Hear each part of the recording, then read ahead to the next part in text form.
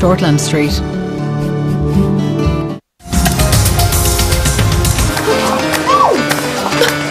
Careful, bro. Your wife can't get enough of me.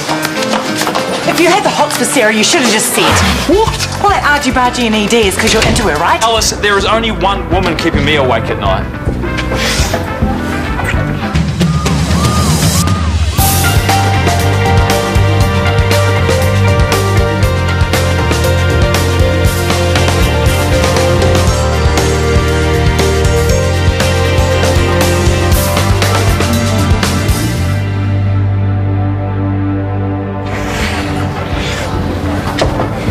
What am I doing?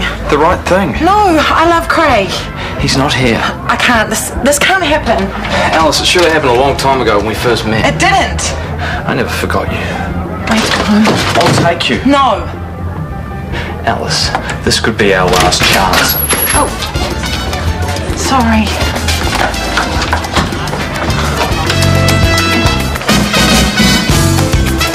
Alright, what did you do to her? Hey? Sarah Fox. She couldn't dance for falling down until you came along and now suddenly... So, what's your point? I thought you were amazing, that's all. I was going to ask for tips. My mistake. You want to learn how to salsa? I'll lead. You follow.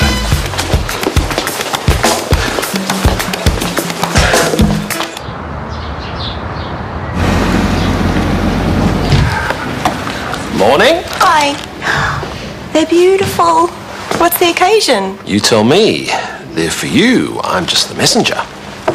Who'd be sending me flowers? My very next question. I don't know. Well, it's not your birthday. Yvonne checked the file. We were just being thoughtful. I would have shouted your morning tea. Gerald thinks you've met someone. You guys are so nosy. You have met someone, you sly wench. No. Really?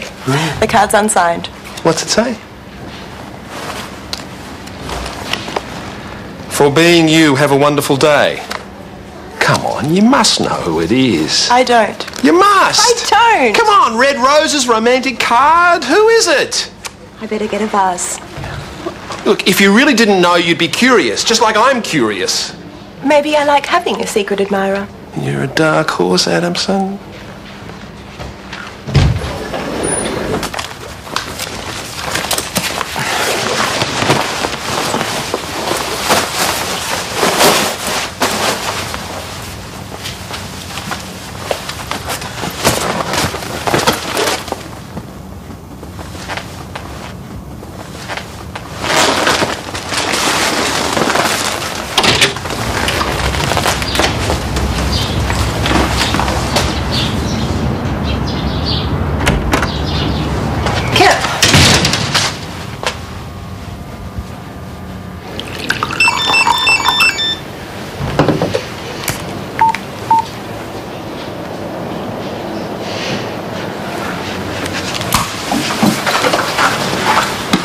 But our next request is a beautiful song for a beautiful lady. Yes, this one's for Tess, from a guy who's dreaming of you. Someone's got a bed. Huh? The soppy declaration. That'd be Dave, would it? I just got a text saying tune into the breeze, so I did. I don't know who it was from. And what, you didn't recognise the number? Nope. You look like you did. I mean, you look like you... I was flattered, that's all. Who wouldn't be? Well, some women might be freaked. An anonymous text, a love song, it could seem a bit stalkery. Not for me. It's harmless. Okay. Well, I like the song. May as well hear it. I like it too. It's one of my favourites. Yeah? You mentioned that to Dave?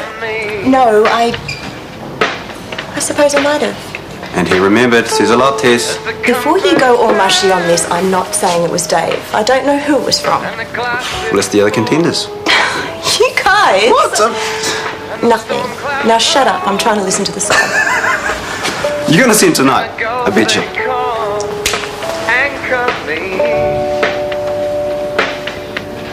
When the patient arrives on the ward, the initial obs must be thorough and complete, including the respiratory rate. Can someone tell me why this is important? If a patient goes downhill, then the initial respiratory rate is used as a baseline for clinical comparison. Exactly. Yet my resus audit tells me it's being regularly overlooked. Take Mrs. Hubbard, for example. Following a nephrectomy, she was admitted to the ward with an epidural infusion for pain relief. Now, can anyone tell me what the big alert is for epidural blocks? We have to assess them regularly to make sure breathing's not affected. Precisely. But if we look at Mrs. Hubbard's initial post-op obs, the respiratory rate was not recorded.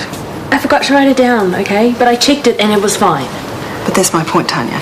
We can't afford to forget. It was one reading. I recorded all the late ones and every single ob through both blood transfusions. But without the initial respiratory rate, the documentation is incomplete. When the patient later arrested, it was impossible to get a complete picture of the state she was in when she arrived on the ward. Can you get that? Yes. Well, you've got to be more vigilant. Okay, I get it. It's not just Tanya, we all forget things. I know that. I'm not singling anyone else out. Well, it sounds like you are. As I said at the beginning, the problem is widespread. Well, you already mentioned Mrs. Hubbard. Well, as a recent example. I didn't intend to cast blame. We're a team. We all have to make sure our paperwork is up to scratch. That's all I'm saying.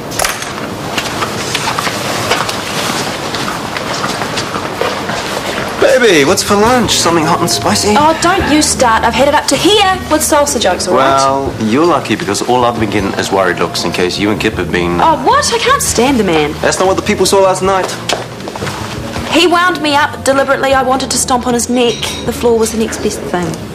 Come here. So we won't be rolling up next week then? Hey, you guys seen Tess this morning? No. I have. She mentioned the flowers. Huge bunch, red roses, secret admirer delivered to work. No, she never said a word.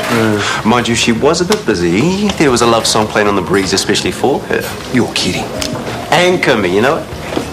As a matter of fact, I do. It's a Muttonbirds track. I'm impressed. Yeah, Justine brought it home one year, played it over and over, nearly drove us nuts. Well, it's one of Tess's faves. A beautiful song for a beautiful lady from a guy I can only dream. Who is this romantic fool? I'm punting on Dave. She tell you about him? Yeah, last week. They've known each other for years and years, but I thought that was fizzled out. Maybe he's trying again. Your wife's very quiet. Maybe she knows something. She's quiet because it's none of her business, or yours either for that matter. Oh, come on, Sarah. We're just curious. So go and ask Tess if she wants to gossip about her love life. I'm sure she will. I have better things to do.